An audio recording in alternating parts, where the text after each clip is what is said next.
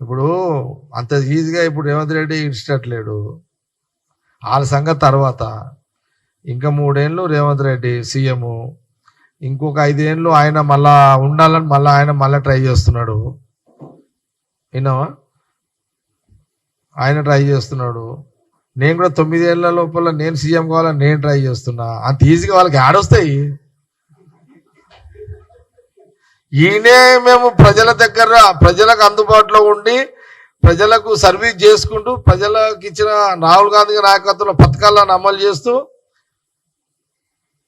మీరు నిన్న కూడా చూసారు కదా సీఎం రేవంత్ రెడ్డి ఏం చెప్పిండు. ఈ 3 ఏళ్ళు ప్రజలు 5 ఏళ్ళు అవకాశం ఇచ్చారు, ఇంకొక 5 ఏళ్ళు ప్రజలు అవకాశం ఇచ్చి సీఎం కావడానికి నేను ప్రజలకు అందుబాటులో ఉండి వాళ్ళ సర్వీస్ చేసుకుంటూ పనిచేస్తాను అన్నాడు. ఆల్రెడీ దాన్ని దరఖాస్తు పెట్టిండు కదా తెలంగాణ ప్రజలకు. ఇంకొక ఈ 3 ఏళ్ళు కాక ఇంకొక 5 ఏళ్ళు పెట్టిండు. ఆయన 5 ఏళ్ళకి దిగిపోయే టైం నా దరఖాస్తు ఉంది తెలంగాణ ప్రజల దగ్గర. నేను కూడా సీరియస్గానే ఉన్నా. మా దాంట్లో మళ్ళా ఉన్నారు ఇంకా ఇవన్నీ ఉన్నాయి కదా. కాబట్టి మేము కాంగ్రెస్ పార్టీ ఎప్పుడు ప్రజల మధ్యలో ఉండే పార్టీ.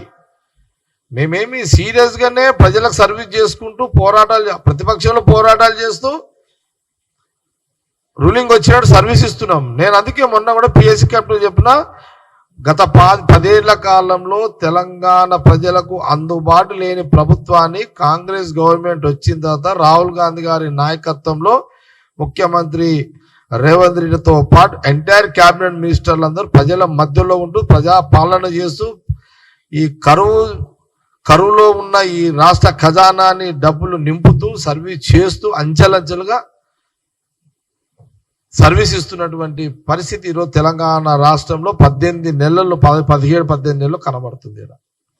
ఇది రిజల్ట్. ఇది గుండె మీద చేసుకొని చెప్పండి. ఎంటైర్ తెలంగాణలో ఉన్న మీడియా వాళ్ళు గుండె మీద చేసుకొని చెప్పండి. నేను అడుగుతున్నా, కాంగ్రెస్ మీడియానే కాదు, ఎంటైర్ ఎలక్ట్రానిక్ ప్రింట్ మీడియా సంస్థల యజమానులు కానీ లేదా ఆల్ పార్టీస్ మీడియా రిపోర్టర్లు కానీ ఈ రోజు స్వతంత్రంతో కాంగ్రెస్ గవర్నమెంట్ వచ్చిన తర్వాత ఈ రోజు మీకు స్వేచ్ఛగా వార్తలు రాసుకునే హక్కు, స్వేచ్ఛగా డిబేటర్లు మాట్లాడే హక్కు, గాలి పీల్చుకునే హక్కు, ఇందిరా పార్క్ దగ్గర ధర్నాలు చేసే హక్కు, రాష్ట్రంలో జిల్లా కలెక్టర్ ఆఫీస్ దగ్గర ధర్నాలు చేసే హక్కు, సెక్రటేరియట్లు ఎవరంటాలు పోయి అధికారులను కలిసే హక్కు, స్వేచ్ఛ ఈ 18 నెలల్లో ఇంతటి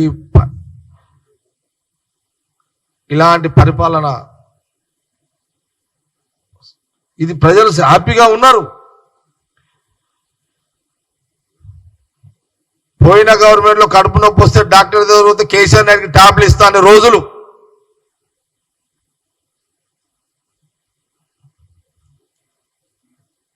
కానీ ఈ పాలనలో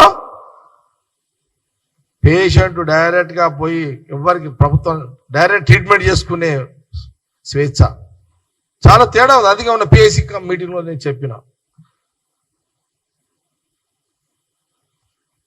కాబట్టి మా కాంగ్రెస్ పార్టీ రాహుల్ గాంధీ గారి నాయకత్వంలో మేమందరము, సోనియా గాంధీ గారి నాయకత్వంలో, ఖార్గే గారి నాయకత్వంలో మేమందరము ప్రజల మధ్యలో ఉంటాము, ప్రజా సర్వీస్ చేసుకుంటూనే ఉంటాము. మేము అప్పీల్ చేస్తుంటాము ఎప్పుడు తప్పుడు.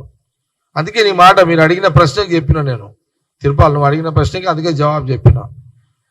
ఇంకా మాకు ఇంకా అటు ఇటు మేము అడుగుతున్నాం. అందుకే ముఖ్యమంత్రి గారు మేము మా సర్వీసు మొదలుపెట్టినాము ఇంత కష్టకాలంలో. అందుకే నెక్స్ట్ ఇంకా 8.5 సంవత్సరాలు మాకు ఇవ్వాలి, అవకాశం ఇవ్వండి, మంచి ఇంకా మెరుగైన సర్వీస్ ఇచ్చుకుంటూ పోతాము. సరే ప్రెసిడెంట్ సీఎం ఉన్నాడు కాబట్టి మళ్ళీ అడిగిండు, కంటిన్యూ. నేను కాంట్రవర్సీ మొదలు నుంచి లేను కాబట్టి 10 ఏళ్ళకు నేను క్లెయిమ్ చేస్తున్నా. మా సర్వీస్ పబ్లిక్లో ఉండేదే కదా, ఫుల్ టైం కదా. మేము మా ఏమి వాళ్ళ ఇంటి దుకాణాలు కావు కదా, ఏది కేసీఆర్ ఫ్యామిలీ దుకాణాలు కావు కదా. చెప్పండి, మా నాయకులలో మా మీద ఇట్లున్నాయి పంచాయతీలు ఏమన్నా? కాబట్టి ఏదున్నా కేసీఆర్ కుటుంబం సంగతి నేను ఏం చెప్తున్నా అంటే, మీరు కాంగ్రెస్ గవర్నమెంట్ ముఖ్యమంత్రి రేవంత్ రెడ్డి గారి గురించి మాట్లాడేటప్పుడు ఆచి తూచి మాట్లాడితే మీకు కరెక్ట్గా బాగుంటుంది అని సలహా ఇస్తూ ఈరోజు మంచి దినంగా భావిస్తున్నా. నిన్నటి వరకు 9 రోజులు 9,000 కోట్లు ముఖ్యమంత్రి రేవంత్ రెడ్డి గారు, మా ఫైనాన్స్ మినిస్టర్, మా రాహుల్ గాంధీ గారి నాయకత్వంలో అన్ని అకౌంట్ల పైసలు పడ్డే, రైతులందరూ హ్యాపీగా ఉన్నారు, చాలా హ్యాపీగా ఉన్నారు అని తెలియజేస్తూ ప్రెస్ మీట్ క్లోజ్ చేస్తున్నాం.